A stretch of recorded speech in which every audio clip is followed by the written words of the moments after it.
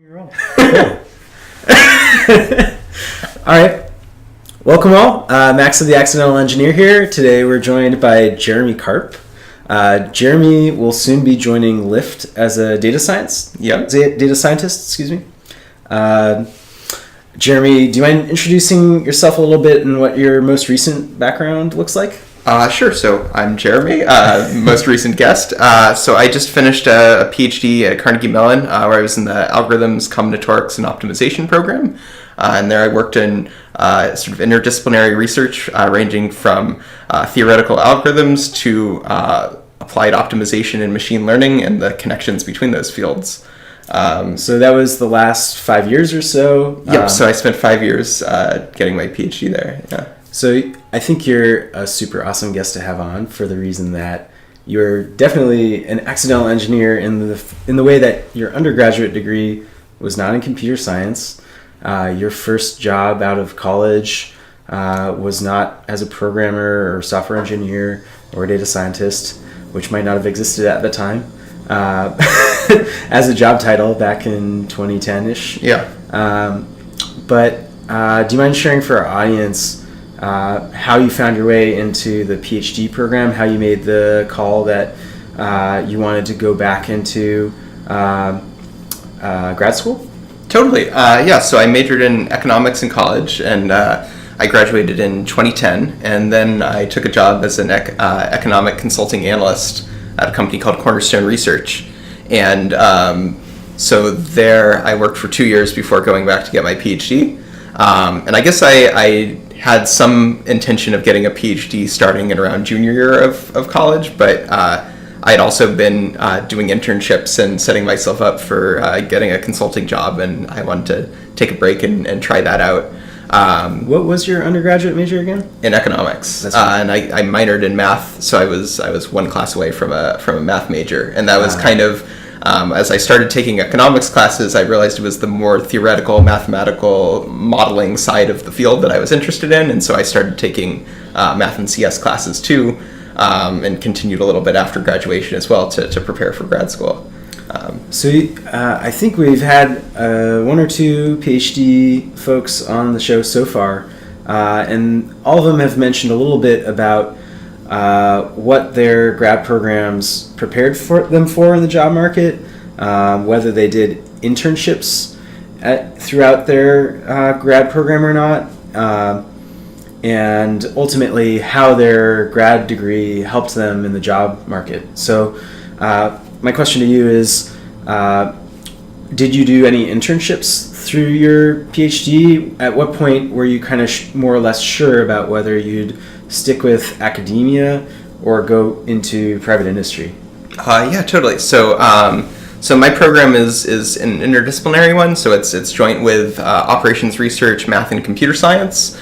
And then in terms of research, we could pretty much, as long as we found an advisor who was supportive of that direction, we were able to do research in anything sort of in between any of those worlds. So it was, a lot of opportunity. You also have to know what you're doing somewhat to find the right project. Is this something that's unique to Carnegie Mellon? So it's so the same program more or less exists at Georgia Tech. I think someone who graduated from the CMU program became faculty there and thought it was a good idea and started that program. I think University of Waterloo also has a similar program. So I think it's definitely, a lot of people are aware that there are connections between these fields, and so there are a number of ways. I think Caltech has a program with a different name, but it's a similar program between applied math and computer science. So the idea is around, but at many universities you'd have to pick a department and be operations research or computer science or applied math, and then wait out on your own into other departments. So your PhD advisor was okay with you not being necessarily committed to going into professorship after your PhD? Yeah, I think any professor, their first choice for their students would be to become an academic, but my advisor in particular, he does a lot of applied work as well as very theoretical work, and he likes having a network of people in industry. So, I think I got some nudges at the end of, let's stay in touch. Maybe you can, share some data sets with my future students, and I'll have to see how that works out with my future employers. But Sure. I mean, that's something I'll remain interested in as research and contributing back. So yeah, ultimately they're okay with it. Probably about between a third and half of students in my program end up going into industry, and then half to 2/3 end up staying in academia is probably roughly how it shakes out. And one of the things that is a common question that our audience of career-minded engineering folks are curious about is never having held a job in a technical engineering, programming, coding role. How did you get your first technical job after joining the PhD program? I know you did some internships. Yeah, that's right. So I think it was after my third year and fourth years, I interned at Amazon in Seattle, and I guess networking is always a good thing. So I wasn't even particularly ambitious about this, but an alum from my program who works at Amazon came back to give sort of half a technical talk, but also he was clearly there with the intention to recruit people. Mm-hmm. And I talked to him afterwards. And I guess my program is quite small, so a perk of that is when you meet someone who's an alum from your very specific program, there's instantly a strong connection there. The downside is your alumni network in aggregate is smaller than others, but he clearly was interested in talking to me as opposed to people in other different programs, and so we sat down and chatted for 20 or 30 minutes, and then the next week I got an email from an Amazon HR person saying, would you like to submit your resume? And at the time I was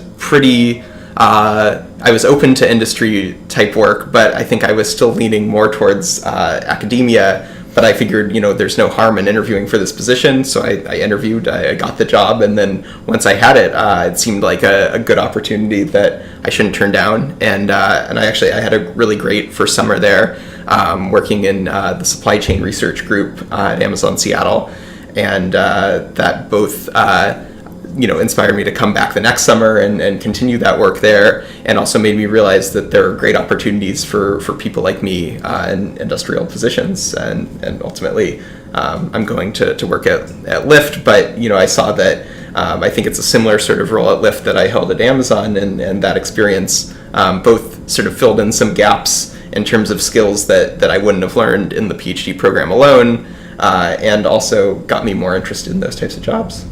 So in contrast to some of your classmates in PhD programs at Carnegie Mellon, and that you probably met elsewhere at other universities, did you feel like you were advantaged in your job search or qualifications for an internship and then a full-time role afterwards due to the fact that you had held a full-time job in between undergrad and starting your PhD?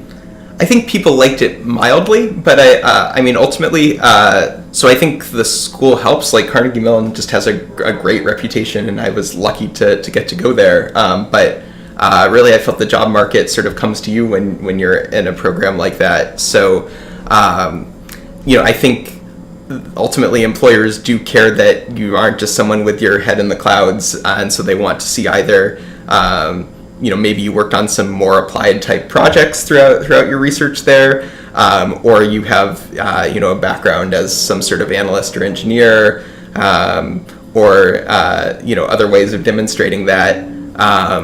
But probably I think 85-90% of it is that if you're in a strong grad program there, that takes a lot of the burden off of the person doing the job search. So I felt like really grateful to be in a really strong position there, and I guess we can move on from there. Okay. I realize that we can't really talk about some of the more specific things that you worked on in your internships and that you will be working on at Lyft, but for people who are currently in PhD programs like the one that you were in that are sort of operations researchy or computer science even, or machine learning, how much alignment was there between what you'd done in your first 3 years of your PhD before starting your first summer internship with Amazon and the work you were doing in that internship? I mean, I think there was a lot of alignment in the sense that I don't think I would have been able to do that job successfully without having at least done the master's curriculum of coursework that I'd done, and I guess really probably the coursework more than my specific research was useful. I think machine learning is becoming useful in all areas. So even if the role is more traditional operations research, there are opportunities to incorporate machine learning into that. And so, I mean, my machine learning background before that internship was somewhat. I guess I'd taken the graduate machine learning class. Where you implement the basic algorithms and do a project and sort of learn an overview. And I'd done a couple personal projects that were related to applying machine learning to data sets I was interested in, and that was enough to get my foot in the door there. And I guess in Amazon specifically, they care a lot about optimization and use a lot of fancy optimization models, and that's something that I was really well positioned to do. So I mean, for other people, you might have to beef up on linear programming, integer programming, but that's something that was very thoroughly covered in my PhD program. So that was a natural fit for what I wanted to be doing. Like I said, probably can't talk about specifics of what you will be working on, but are there any problems in applied math or otherwise that you're particularly excited about working on over the next 10 years, Yeah, so I mean, kind of my thing, if I were to stay in academia and build a research program, and also connected to what I saw at Amazon, is that in operations research, typically you construct some sort of model. So for example, the famous problem is the diet model, where you want to consume, a certain number of calories and have that break down to, fat, protein, and carbs that's balanced. And you also want to minimize your costs. So you have a portfolio of foods you can buy at the grocery store, and you want to select the portfolio that meets your dietary restrictions and also is the cheapest. So this is kind of an abstracted model. And there are all kinds of models like that in operations research, where if you know the full information, then you can enter it into a linear program or something like that and solve it exactly. But when you're dealing with a company like Amazon or Lyft or Google or whatever, oftentimes what you have is just virtually infinite amounts of data. And so the question becomes, how do you translate, how do you extract from data the exact coefficients that go into these models?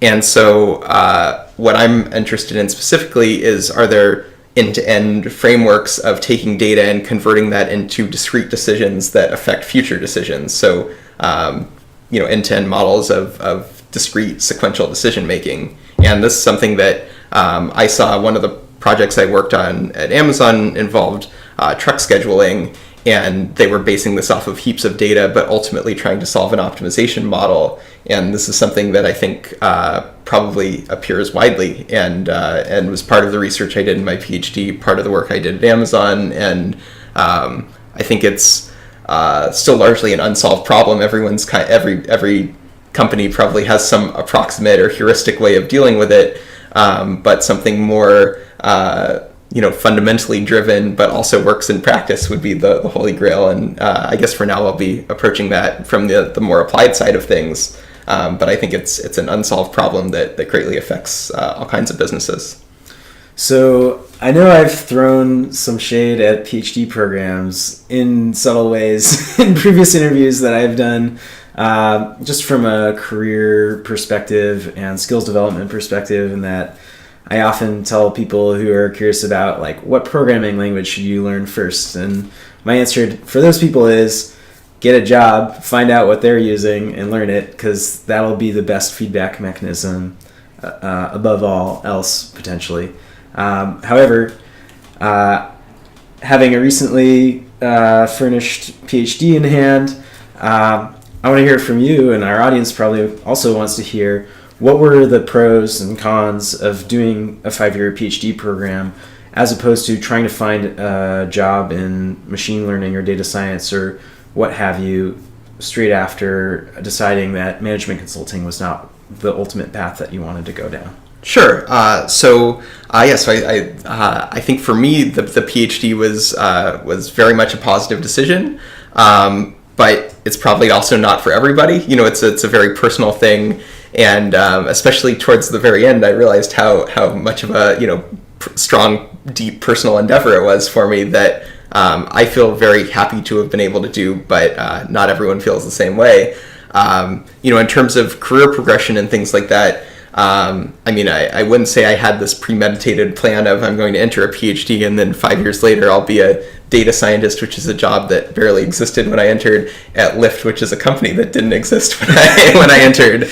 But I saw my options as I was working at this economic consulting firm. They're a very good firm, positive experience. If you're an undergrad in economics, I would still say that the Cornerstone Research is a great place to work. But when I looked at my options, it was essentially try and continue to progress at the firm. It was go to business school. It was go get a PhD, go to law school, or try and laterally pivot and move into some sort of product role at some company or analyst role. And I've seen, I think my assessment at the time was pretty accurate, as most of the people I joined, a few of them have become software engineers or are data scientists now through, slowly moving through a sequence of 2 or 3 jobs that push them in that direction. A couple people are still with the firm and are associates or higher up. There are people who have done MBAs and now are in the typical post-MBA type jobs, and there are some people in PhD programs. And I guess for me, when I saw my own skills, my own interest, I thought, I had always been interested in academia and research and theoretical math and things like that. And so I said, I'll probably always have some regrets if I never try and go down that path. And then I saw, when you look at the PhD programs I was interested in, the recent graduates, the ones who were in industry, they were doing things in tech and finance and government that all sounded more exciting to me than the types of exits that I had, from the other paths. So it made sense to me there.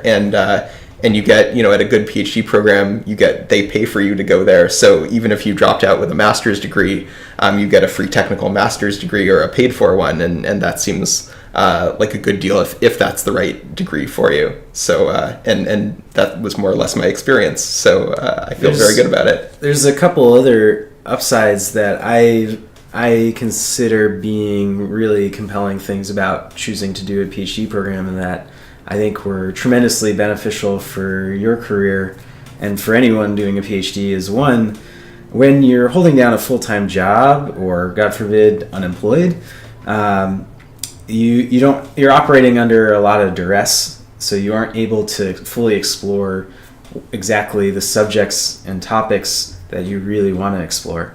Even when you're doing it as a full-time employee somewhere, it's often hard to align that with your full-time job.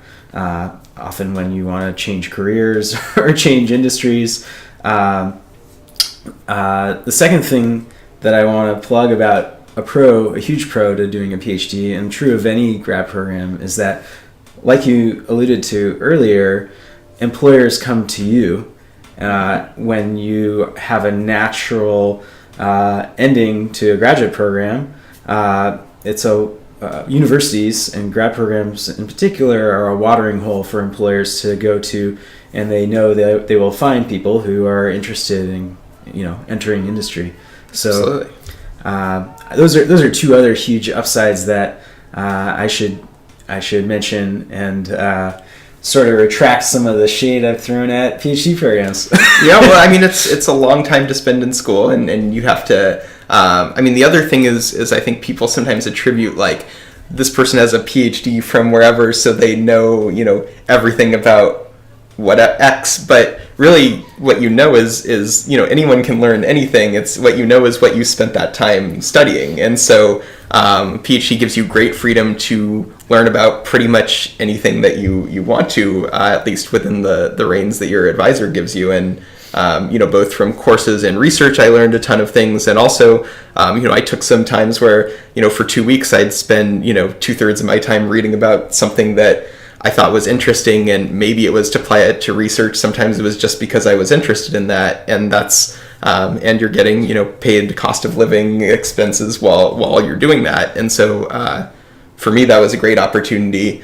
I'm sure there are some whiz kids somewhere who know everything I know and, are dropping out of college to take my job. But for me personally, I know a lot of skills in top area, deep knowledge about topics that there's just no way I would have that knowledge if I didn't have the opportunity to do a PhD. And so, that meant a lot to me, and I value it a lot.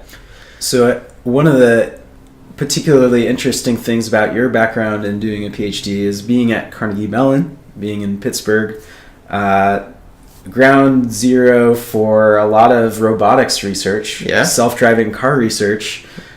In your tenure as a PhD student over there, Uber virtually bought the robotics department at Carnegie Mellon. Correct me if I'm wrong here. It's kind of true. I think it was a little bit oversold in that. So there's a separate institute, NRAC, that is affiliated with the university but is not on the campus. And I think a lot of the people Uber hired were research engineers, many of whom had PhDs or master's degrees who were working at this institute. That said, I think it certainly did disrupt a lot of projects going on at this institute, and they poached a couple of faculty members, and many both master's students and I think some PhD students dropped out to go work for Uber. So, on the one hand, it probably makes it more attractive for grad students because it shows that, if you go to Carnegie Mellon, especially if you do robotics, there's great opportunities. I'm not sure that the PIs running research labs were as thrilled about it. So it's kind of a mixed bag. I mean, enthusiasm about this type of private industry involvement in academia is something I'm really unfamiliar with. Sounds like there's mixed feelings, yeah? If of your classmates in your PhD program who are sticking with academia, is the dominant form of funding for their research still coming from the U.S. federal government in the form of grants? Or do academics in the area you were doing your PhD finding other funding sources for their research? It's a mix. I think probably NSF grants is the most common. I mean, there's also military grants and things like that, Department of Defense grants. I know a lot of individual students who have like Google or Facebook fellowships, and maybe not a lot, but a few who got those fellowships. But I think NSF is the number one source. In terms of the faculty I worked with, my program does skew more theoretical, so I think that probably means that more of the funding comes from more fundamental research sources like the government. But big tech companies like Google, Microsoft, Facebook are all very serious about influencing the direction of academic research, mostly for better, but so that's definitely something that's in play for sure. So most recently, you found this job with Lyft, and you went through the job search. In some ways, I'd imagine it would be pretty awesome being a grad student while doing that search, although I understand you were also finishing your dissertation and having to prepare to defend it. Yep. So that was probably stressful. But for our audience that's curious about job searching as a PhD student, what are the recommendations you have for them about what employers are the most earnest about hiring? What's the interview format and timeline look like for different employers, if you don't mind being specific? Yeah, so I might not want to be specific about the employers because you sign a lot of NDAs with these things, and I don't know exactly what's covered, but sure. I got I was pretty focused on my interviews because I had a return offer to go to Amazon, so my thinking was only apply to places that at least would have a serious chance of being more compelling than that offer. And so, if I was just applying broadly, I probably would have cast a wider net. But I got interviews through a mix of, I sent some cold applications. I also got some recruiters directly contacting me when they're monitoring the top schools, and they track, they knew I'd been there for, 4 years. And so people start, right. So people start reaching out. So I got a few interviews that way. And then also I talked to friends, people from grad school, people I knew from all walks of life who are involved in engineering and technology, and got some referrals that way too. And so all of those were strong pathways for getting interviews. In terms of the structure and content, most places have a phone screen, and then nowadays it seems to be quite popular to send take-home challenges, which as a PhD student, I guess is a little less inconvenient probably than if you're a full-time person, because I had the flexibility to take a day off and spend it doing some take-home machine learning challenge. And I could see if you had a full-time job, it would be a little harder to find the time. And some of them were kind of interesting, but it does take up at least a day for each company you'd want to do that for. And then after you submit the take-home challenge, then I think after that usually came a fly out, and I'd go to the office and do a full day of interviews. Mm-hmm.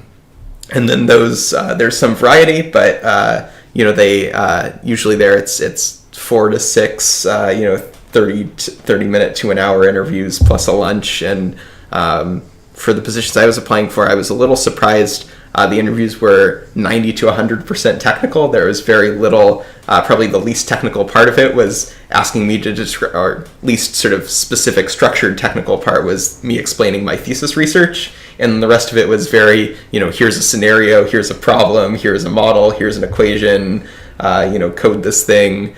And so, I guess there's a specific skill of doing these technical interviews that they're quite similar to the cracking the coding interview type data structures and algorithms interviews, but more about statistics and machine learning and optimization for the positions I was interested in. Is this something, and I think this topic is something our audience is very interested in, those of our audience that are in PhDs right now or applying to jobs right now, is preparation-wise. Was there much preparation that you did do before your first interview of this style, and did it help very much? So I probably could have done more preparation. So I guess the first interview I did not prepare very much for, and then I didn't do so great on it. And then I realized that I should probably study up a little bit more for the remaining ones.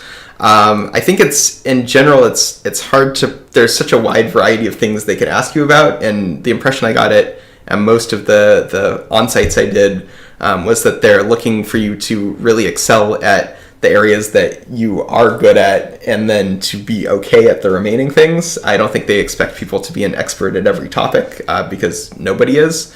I guess, before the interviews that I was more serious about, I tried to think about what they would care about, Google the people that I thought I might be likely to interview with, and from their backgrounds, guess what they might ask me about.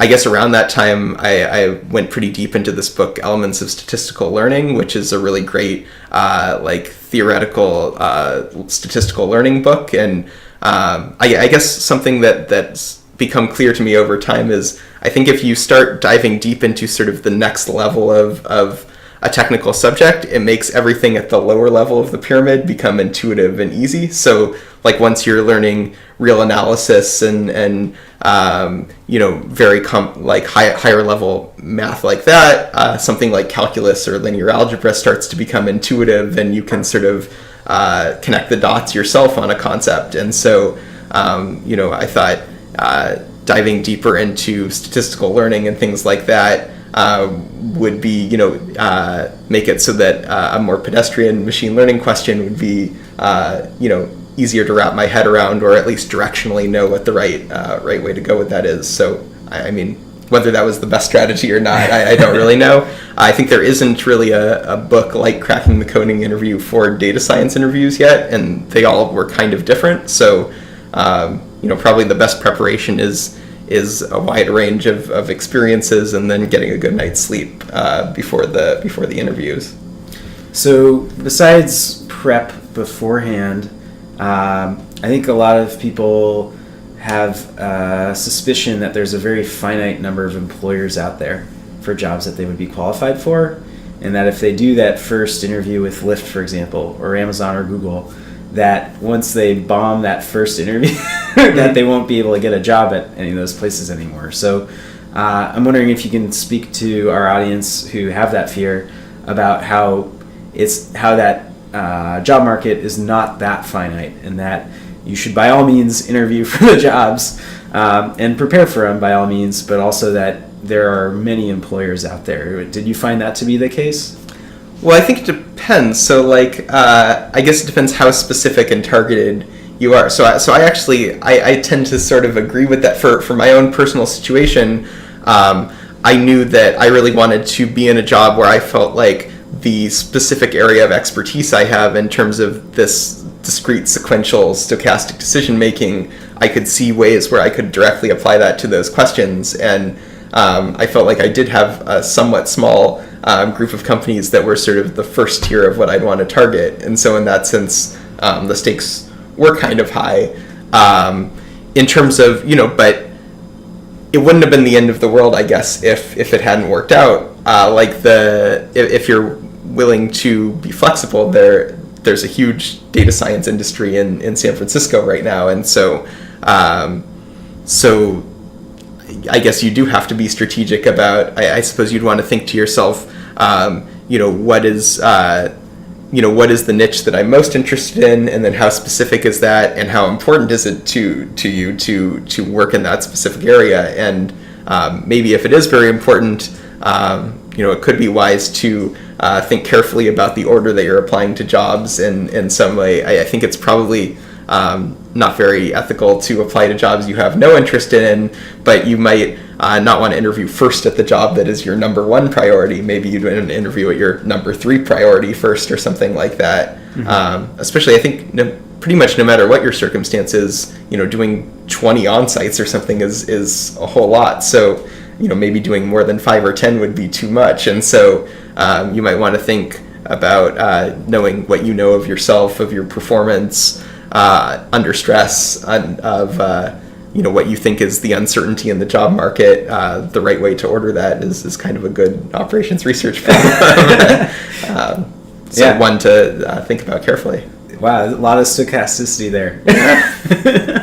Well, Jeremy, this has been freaking awesome. I'm sure we'll have an opportunity to do this again a little ways down the road once you've had some time at Lyft. And while we might not be able to talk about the specifics of what you're working on once you start your new job, I hope we have another chance to talk soon. Absolutely. Thanks for having me. Absolutely.